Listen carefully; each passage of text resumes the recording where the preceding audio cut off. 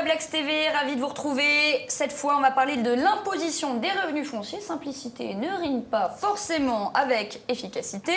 On va parler de la gestion du patrimoine immobilier, plus spécialement de l'imposition des revenus fonciers, notamment parce qu'il existe des moyens d'optimiser cette imposition en choisissant la bonne méthode, évidemment.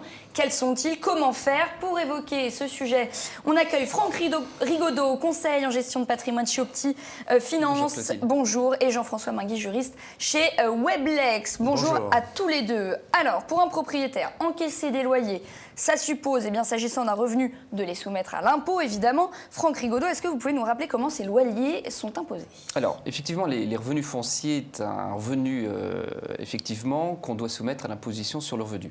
Alors, comme souvent en matière fiscale, il y a d'un côté les plus, de l'autre côté les moins. En plus, ce sont les loyers perçus. En moins, ce sont toutes les charges qu'on peut déduire. Alors, les charges qu'on peut déduire, ça peut être les intérêts d'emprunt, ça peut être les charges de copropriété, ça peut être les taxes foncières, ça peut être l'assurance du prêt, l'assurance de la maison, etc. Et si on fait donc le plus moins toutes ces charges, on arrive à un résultat net qu'on soumet à l'imposition sur le revenu. Donc il s'agit de tenir une sorte de comptabilité des recettes et des dépenses tout au long de l'année, évidemment. C'est un exercice qui peut paraître quand même un petit peu parfois fastidieux. Je me tourne vers Jean-François Minguy. Est-ce qu'il n'existe pas une autre méthode un petit peu plus simple pour calculer le montant des revenus fonciers imposables? Alors oui, en fait, il existe ce qu'on appelle un régime d'imposition qui se veut simplifié. Il a pour nom le microfoncier et qui s'applique à partir du moment où le montant des loyers perçus au cours de l'année n'excède pas 15 000 €. Donc c'est ce qui explique d'ailleurs que une majorité de propriétaires peut bénéficier de ce régime, puisqu'en moyenne, une majorité d'entre eux détient 1 à 2 biens locatifs. Donc le montant des loyers qu'ils perçoivent est inférieur au seuil des 15 000 €. D'accord. Est-ce que vous pouvez nous décrire en quelques mots les caractéristiques donc, de ce régime microfoncier? En quoi est-ce qu'il est simplifié? Alors, il est simplifié parce que le propriétaire va simplement déclarer à l'administration fiscale le montant de ses loyers bruts. Et c'est l'administration fiscale qui va appliquer forfaitairement un abattement de 30% pour le calcul de l'impôt sur le revenu. Alors, cet abattement de 30% est censé représenter l'ensemble des dépenses ou charges foncières payées par le propriétaire au cours de l'année.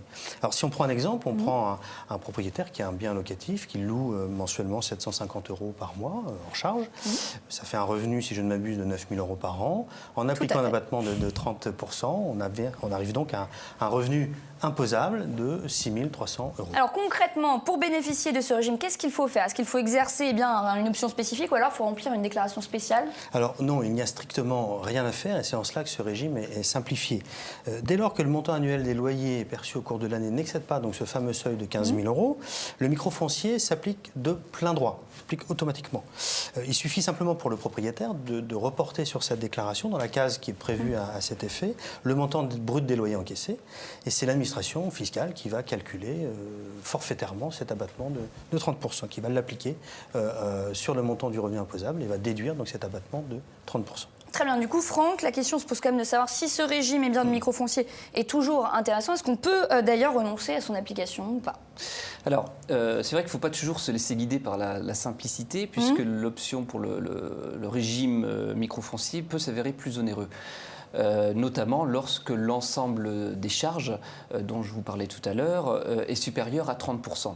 Si on reprend l'exemple de Jean-François tout à l'heure, avec un loyer à 9 000 €, si le contribuable a des charges qui représentent 4 000 €, 9 000 € moins 4 000 €, ça fait 5 000 € soumis à l'imposition. 5 000 €, c'est moins élevé que les 6 300 € qu'on évoquait tout à l'heure. Donc en conclusion, dans quel cas est-ce qu'on a intérêt à renoncer au régime microfoncier? Alors, en règle générale, on opte pour on utilise le microfoncier, surtout quand on a des biens qui sont déjà financés, où il n'y a plus d'intérêt d'emprunt déductible, et surtout lorsqu'il y a des biens qui suscitent peu d'entretien, peu de travaux d'amélioration, où il y a peu de charges de copropriété, etc.